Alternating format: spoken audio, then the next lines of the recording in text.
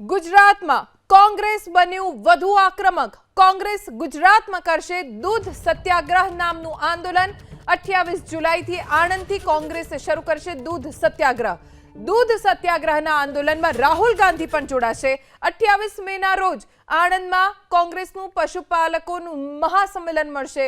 આણંદ બાદ મહેસાણા સાબરકાંઠામાં કોંગ્રેસ યોજશે દૂધ સત્યાગ્રહ। આણંદના મહાસંમેલનમાં કોંગ્રેસ આગામી કાર્યક્રમની જાહેરાત કરશે।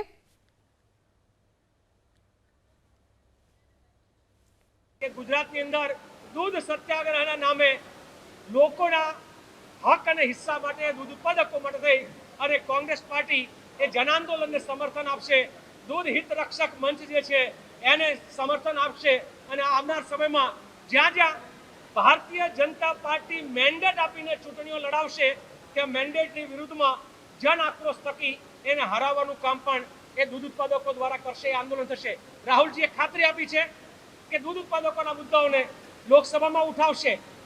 હિમાચલે એમએસપી આપી છે દૂધમાં 51 રૂપિયા ગાયના દૂધની મિનિમમ સપોર્ટ પ્રાઇસ ગાયના દૂધમાં। આ એમએસપી કોંગ્રેસના મેનિફેસ્ટોમાં દરેક રાજ્યોમાં લાગુ થશે। કર્ણાટકમાં 5 રૂપિયા લીટરે સબસિડી કોંગ્રેસની સરકાર આપી રહી છે દૂધમાં। એ જ રીતે મેનિફેસ્ટોમાં આવનાર સમયમાં દૂધ ઉત્પાદકોના મુદ્દાઓ છે એને પ્રાધાન્ય આપવાનું, લોકસભામાં ઉઠાવવાનું અને ગુજરાતમાં આંદોલન થશે તો રાહુલજી પોતે પણ એ આંદોલનનો હિસ્સો બનીને કાર્યકર્તાની જેમ લડાઈ લડવા માટે ગુજરાતના લોકો માટે આવશે। વધુ જાણકારી અમારા સંવાદદાતા હિરેન રાજ્યગુરુ પાસેથી પ્રાપ્ત કરીશું। હિરેન, કોંગ્રેસ ગુજરાતમાં દૂધ સત્યાગ્રહ આંદોલન શરૂ કરવા જઈ રહી છે, હેતુ શું અને કાર્યક્રમ શું રહેશે?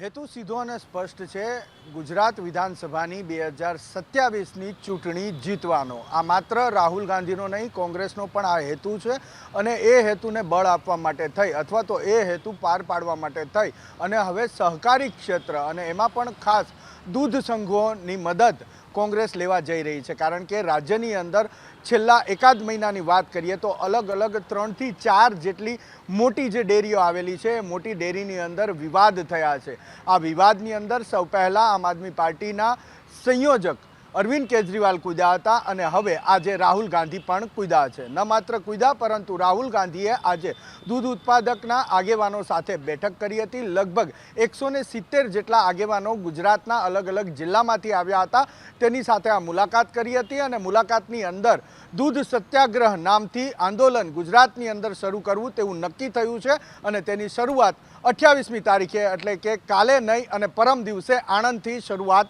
થશે। 28મી તારીખે આણંદની અંદર કોંગ્રેસ એક પશુપાલકોનું મહાસંમેલન બોલાવ્યું છે। આ મહાસંમેલનથી ગુજરાતની અંદર દૂધ સત્યાગ્રહના શરૂઆત થશે, તેના મંડાણ થશે। આણંદ એટલા માટે પસંદ કરવામાં આવ્યું છે કે આગામી 1 થી 1.5 મહિનાની અંદર અમૂલ ડેરીની ચૂંટણી આવી રહી છે અને એ ચૂંટણી જીતવા માગે છે કોંગ્રેસ। સૌથી પહેલો પડકાર અમિત ચાવડા માટે આ અમૂલ ડેરી જીતવાનો પણ છે અને ત્યારબાદ જિલ્લા પંચાયત, તાલુકા પંચાયત અને મહાનગરપાલિકાની ચૂંટણીનો છે અને ત્યારબાદ વિધાનસભા આવશે। જે પશુપાલકો છે એ અનેક રીતે ગામડે ગામડે હોય છે અને જોડાયેલા હોય છે। ભારતીય જનતા પાર્ટીએ જે મેન્ડેટ પ્રથા દૂધ સંઘોની અંદર દાખલ કરી છે તેનાથી ભારતીય જનતા પાર્ટી સહકારી ક્ષેત્રની અંદર કબજો જમાવી રહી છે અને કોંગ્રેસની પકડ સતત નબળી પડી રહી છે। આ પકડને વધુ મજબૂત કરવા માટે થઈ અને રાહુલ ગાંધીએ પશુપાલકોનો સહારો લીધો છે અથવા તો એને સહારો આપી રહ્યા છે તેવું કોંગ્રેસ તરફથી કહેવામાં આવી રહ્યું છે। મૂળભૂત હેતુ આણંદની ડેરી જીતવાનો, એટલે આણંદમાં પહેલું સંમેલન, ત્યારબાદ સંમેલન સાબરકાંઠામાં, ત્યારબાદ મહેસાણામાં, કારણ કે આ જગ્યાએ વિવાદ થયા છે અને આગામી દિવસોમાં આ જગ્યાની ચૂંટણી પણ આવવાની છે।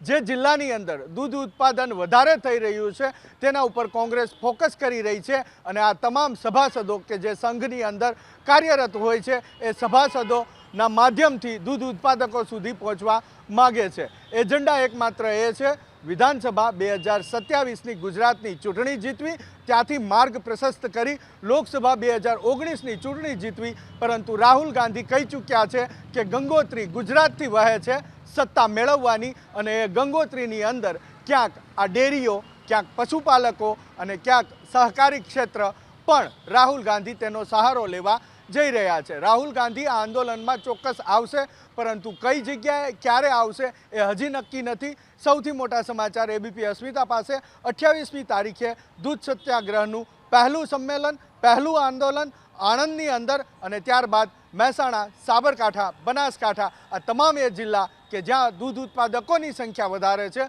દૂધ ઉત્પાદનની સંખ્યા વધારે છે. ફોકસ ક્લિયર છે, કેન્દ્રમાં ગુજરાત છે, પણ આ ગુજરાતની અંદર વિવિધ સેક્ટરો આવેલા છે. જે મેં સવારે પણ કહ્યું હતું એ મુજબ હવે આ દૂધ સેક્ટરને કોંગ્રેસ કબજો કરવા માગે છે. પરંતુ અહીંયા ધોની એક જ મિનિટ લઈશ. સૌથી મોટી ચર્ચાનો વિષય એ છે કે આજે આણંદની અંદર કાર્યક્રમ અને આણંદના સૌથી મોટા કોંગ્રેસના નેતા ભરતસિંહ સોલંકી એની ગેરહાજરી એ ચર્ચાનો વિષય ચોક્કસથી બની છે. જો કે તેઓ વિદેશમાં હોવાથી આજે ગેરહાજર રહ્યા એ ચર્ચા અને એ કારણ સામે આવી રહ્યું છે. પરંતુ અમિત ચાવડા બીજી વખત પ્રદેશ અધ્યક્ષ બન્યા ત્યારે તેના શપથ ગ્રહણ કાર્યક્રમમાં પણ ભરતસિંહ સોલંકી ગેરહાજર હતા અને એટલા માટે જ આજે ન માત્ર કોંગ્રેસના કાર્યકરો પરંતુ આણંદ જિલ્લાના રાજકીય સંગઠન સાથે જોડાયેલા તમામ લોકો આ ચર્ચા કરી રહ્યા છે કે કોંગ્રેસ સબળ થવા જઈ રહી છે, એના માટેના પ્રયાસો કરી રહ્યા છે.